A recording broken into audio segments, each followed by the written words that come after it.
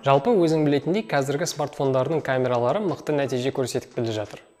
Интернетте біреулер iPhone камерасын GoPro, Sony, тіпті профессионалды түсірілімдерге арналған Red, Arri камералармен салыстырып жатады. Әрине, енді видео жағынан iPhone-ға әлі профессионалды камераларға жету қиынырақ. Бірақ сөздің шыны керек, iPhone-мен де біраз керемет дүниелер жасауға болады. Қаласаң, тіпті кинода болады. Оған дәлел Дэвид Линчпен және Зак Снайдердің түсірген қысқа метражды киноларына көз салып жіберсең болады. Тіпті қазір видеоны паузаға қойып қарап алсаң болады. Мен күте тұрамын. Болғасын қайтып кел. Қалай, ұнады ма? Осындай видеолар түсіргің келіп кетті ма? Алдымен камераны дайындап үйренейік. Алдымен саған біліп алу керек ұғым ол frame rate. Кадрлар жиілігі деген мағынаны білдіреді. Өзің білесің, видео деген ол рет-ретімен түсірілген фотосуреттердің реттілігі болып табылады. Яғни, сен смартфонға видео түсірген кезде, сенің камераң 1 секундтың ішінде 30-60, мүмкін болса тіпті 240 кадр жасай алады екен. Біз сол 1 секунд ішінде түсірілетін кадрлар санын frame rate немесе FPS деп атаймыз. Әлемдік стандарт бойынша 1 секундта минимум 30 кадр болуы тиіс. Түсінікті болды ма? Ендеше дайындыққа көшейік.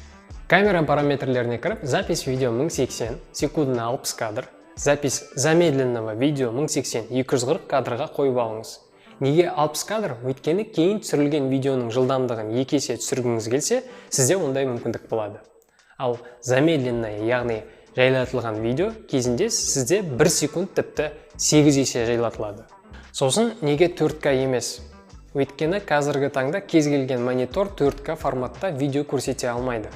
Мұндай үлкен пішінде түсірілгенімен оны толықтай бағалай алмайсыз. Сондықтан әзірге ұсынарлық нәрсе емес. Әлемдік стандарт әзірге 1080, сондықтан бұл форматты ұсынып отырмын. 4К-ға түсіргіңіз келсе, ол енді әрине өз қалауыңыз.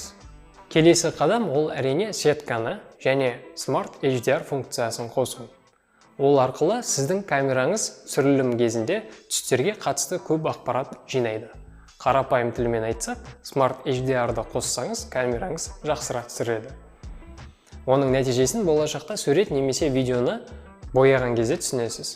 Ал сетка сізге кадрларды композиция бойынша дұрыс алуға көмектеседі.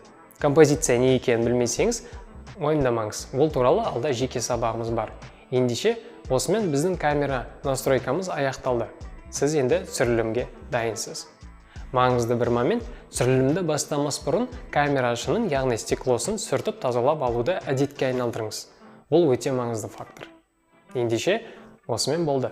Келесі сабақта көріскенше.